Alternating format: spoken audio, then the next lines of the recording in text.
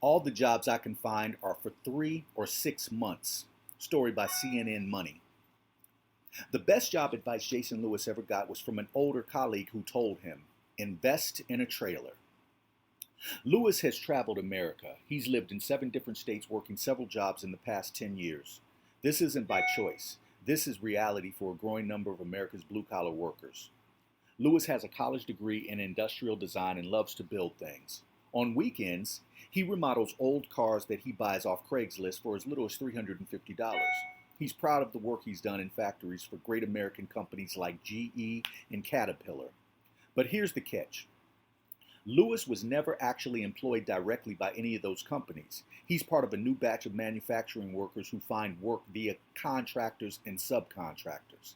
The phenomenon has been dubbed the fissured workplace.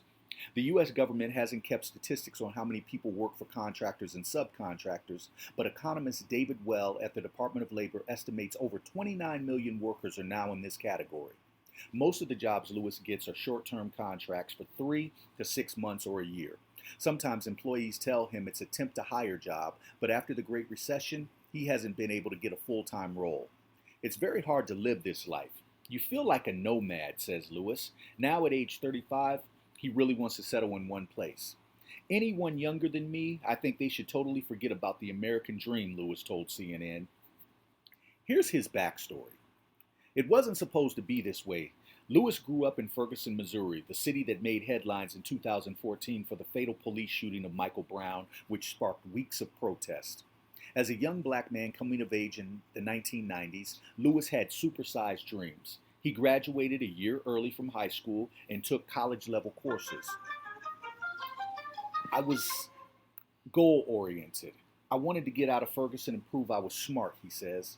But he believes he made big mistakes by going to ITT Technical Institute, a for-profit university. He earned his bachelor's degree, but he also got $90,000 in debt. Now he's found that employers don't value his degree. A boss flat out told me, we'll never hire you because you don't have the right degree, says Lewis. He advises his younger relatives to go to real universities. Enrollment in for-profit universities in the U.S. peaked in 2010 at 2 million students. It has since fallen to 1.56 million as the federal government has cracked down on such colleges. The worst 3 years of his life. After college, Lewis got a glimpse of the nice life. He worked at a small manufacturing company in Illinois. Then he found his way to Texas and worked his way up to be an engineering rep for an assembly line at a Caterpillar plant. But he was always a contractor. Those were the golden years. He could afford an apartment and car that wasn't from Craigslist. Then around 2013, it was like someone flipped a switch. Caterpillar started laying off workers. As a contractor, he was an easy cut. That was the start of the worst 3 years ever, he says. He moved all over in search of work, including other parts of Texas and Tennessee. Getting hired was easy. Getting hired for longer than 4 months was nearly impossible. A few months ago, he caved and moved back to Missouri. I'm a 35-year-old black man living with my mother again. It's kind of depressing, he admits. So, finally, short-term work is on the rise. Today he works as an electric motor company that he really likes, but it's another short-term gig.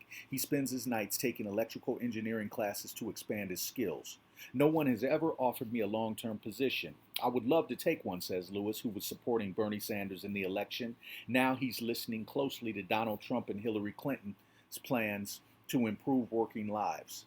Lewis isn't an anomaly. Temporary workers like Lewis are on the rise. One of the most astonishing stories is the degree to which this is taking place in manufacturing, even automobile manufacturing, says Larry Mitchell, president of the Economic Policy Institute, a left-leaning think tank. As U.S. employment has fallen dramatically to under 5%, the expectation was that business would want to hire more workers full-time and compete for people like Lewis, but that doesn't seem to be happening.